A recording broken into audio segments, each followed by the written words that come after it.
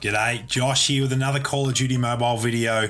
And in this one, we're going to be taking a look at optimizing your setup, going through and making sure your controls are set just right, including your sensitivity. So let's jump straight into the settings.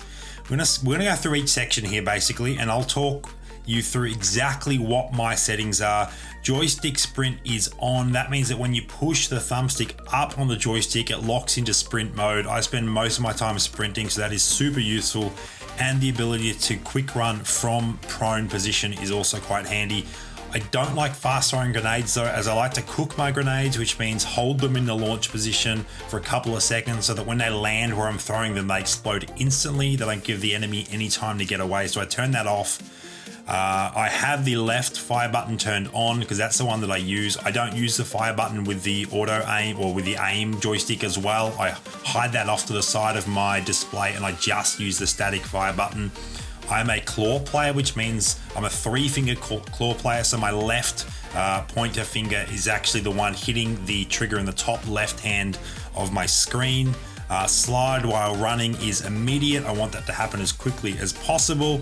I turned off also always sprint because sometimes I don't want to, but I have increased the sensitivity so that most of I actually have to be like really minuscule if I don't want to sprint. Any regular joystick movement will be sprinting. So it just gives me the ability to slow down if I need to, but most of the time I sprint anyway. I don't like the gyroscope, so I turn that off. And then the camera field of view is for first person only. I'm pretty happy with that setting, and I'm not using the reset weapon aim ability. Very similar in Battle Royale mode. Auto open door and auto loot I have turned on for now. Everything else is pretty much the same, although I haven't actually increased the always sprint sensitivity. Let's just increase that a little bit. Gyroscope off.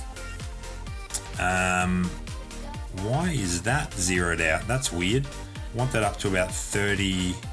Oh no, I think, I actually don't, it doesn't matter because I actually play Battle Royale in third person because unlike PUBG Mobile, when you're in Call of Duty Mobile Battle Royale, you can toggle between the two in game. So third person just gives you more advantages like the ability to be able to third person peek around corners. So that is the basic controls. Now let's jump into team phrase. I actually haven't gone through and set this up yet. I do need to though. I haven't really used it much because I haven't been playing with friends, just been playing with randoms or bots, but I will actually go through and customize that when I get a chance. But that's just super personal. Whatever phrases you want to use, you go ahead and do that. I use the simplest type of vehicle driving. I find that the easiest to use, and I like the semi-follow ability, so I can actually change the view if I want to, but the camera will automatically track the vehicle. All right, sensitivity. Rather than go through and individually customize these, I actually just cranked it up all up to high.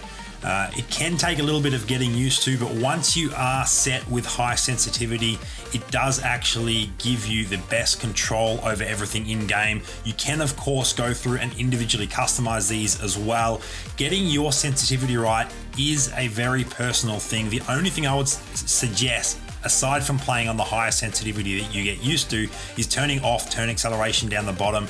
It kind of messes with you as you speed up or slow down your finger drag across the screen. It changes the pace at which you turn, or if you're ADSing the way at which you look, the pace at which you look gets really confusing. So I would turn that off. Same in Battle Royale mode. Go ahead and turn off turn acceleration and have that up on high. You can tell here that I don't play too much Battle Royale. It's still pretty buggy, and I prefer the fast-paced action of the multiplayer game modes. So that is your sensitivity.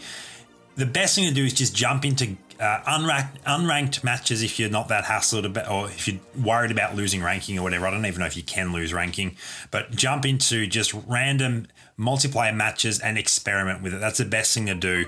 And if there's something that's not quite to your liking, come back in here and tweak it until you get it just right. Now, I turned down my graphic quality. I can play it on, I think it was on very high when I first started the game and it auto measured, but I actually turned it down to medium just because I want to max the frame rate, and it makes not too much of a difference in terms of the actual graphic quality. Frame rate, you can see here, I've got that on very high. Battle Royale mode graphic style is vivid, and I just leave the screen to auto adjust. It does a perfect job, so there's no need for me to do that. Audio, the only thing is I turn off the music as I'm not a big fan of it, but everything else I just left at 100%. I have no issues with the audio levels. And then finally, the controls. So this is the same for multiplayer and Battle Royale, although Battle Royale does have a couple of extra buttons such as jumping into vehicles. So I'll just show you the multiplayer version. I do not use simple mode. I don't want auto fire. I want to be controlling when I fire. So I use advanced mode. I turn off ready touch to fire. It's a bit buggy on iPhone and doesn't work quite as well as you would want in the beta. And I have everything aiming down or hip firing unless I manually use the ADS button. So let's jump into customize and give you an indication of what's going on here. So we'll start with the top left. That is where both my fire and knife buttons are sitting. The knife button is sitting on top of that fire button, so that I've only got one spot to press. If I'm within knife range, it's the same spot as any other gun battle that I'm going to be engaging in. So if I run around a corner, I've just been shooting, I run around a corner, there's an enemy right in my face, I still hit the same button. I don't have to think about, oh, where's the knife button? So it means that my reaction time is super quick, which definitely helps me beat other players to those knife kills, which is really handy. I moved the actual score sheet across to, or the scoreboard across to the right a little bit so it doesn't interfere with that firing zone. And I also turned the opacity or the alpha there all the way down. 10 is the smallest you can have, just so I can still see most of the screen. I did that with quite a few of these buttons, mostly around 50%, just so I can still see them when the game's happening, but they're not too obvious. They don't distract too much from what's happening on the screen. So I want to be able to see as much as possible. And see that I have that little sprint button there. I don't actually use that button. I could actually hide that, slide it even further off to the left, because all of my sprinting is done just by pushing the thumbstick up.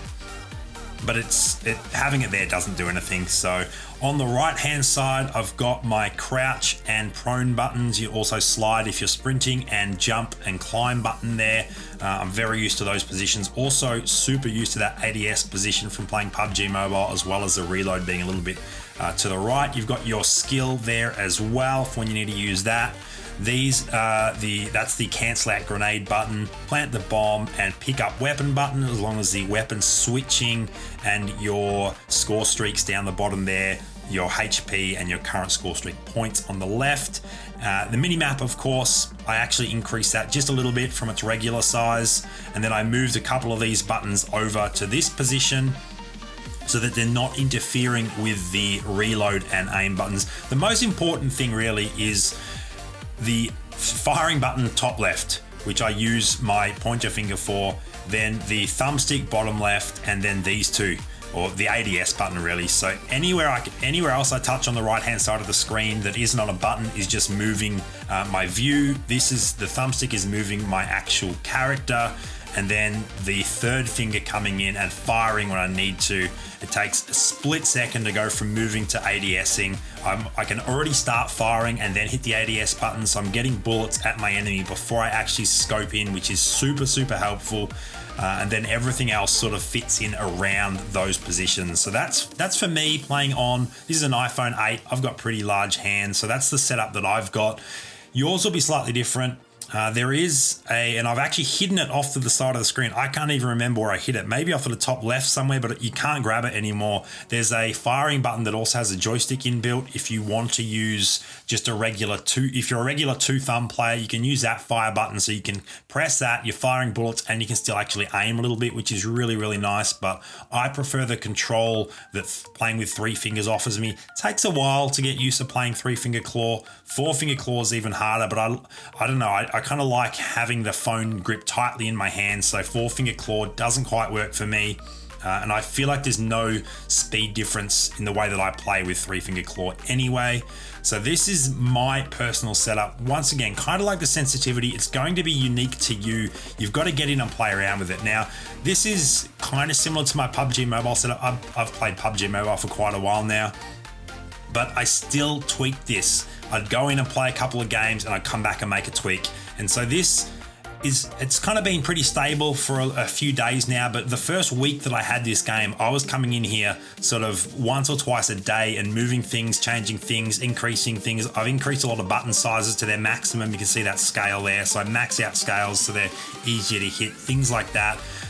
Obviously, I talked about decreasing the alpha or the opacity so that things are more visible, or the game itself is more visible. So lots and lots of personalization that you can do with the controls. I would strongly recommend not using auto fire. You want to be able to control all of your bullets coming out of your gun. So get in there, learn how to play claw. If you're committed to being a decent player, it's going to be a massive step up from just two thumbing it, even though that joystick shoot button does help a little bit in that regards. But definitely test, experiment, move things around, move things back if you didn't like it. Just getting in and changing and experimenting and playing around, testing all the different variations is what's going to help you find your optimal setup. So that is what you're going to need to do. There's no if you want, you could just grab a screenshot of what my personal setup is and go ahead and clone that. But I strongly recommend maybe using it as a starting point, but then customizing it for your device, for your hand size, for the way that you play. You might be a slightly different sort of player than me. I'm a pretty aggressive player, so I like to rush a lot. Sometimes that can lead to more deaths, unfortunately, but that's part of the fun of playing Call of Duty as you just respawn in multiplayer mode. So yeah, get in there, experiment with your layout. Let me know if there's anything that you do significantly different to what I'm doing here. Leave it in the comments below. I'm super curious to know and to learn. Maybe you can see some optimizations that I can make to my load, or my loadout layout here. So that'd be awesome. Let me know in the comments below. Hopefully this video has been helpful, walking through exactly how I customize my game so that the sensitivity, so that the controls are fully optimized for my specific gameplay style. Thank you so much for watching. Make sure to subscribe to the channel if you haven't already so you don't miss out on any future content.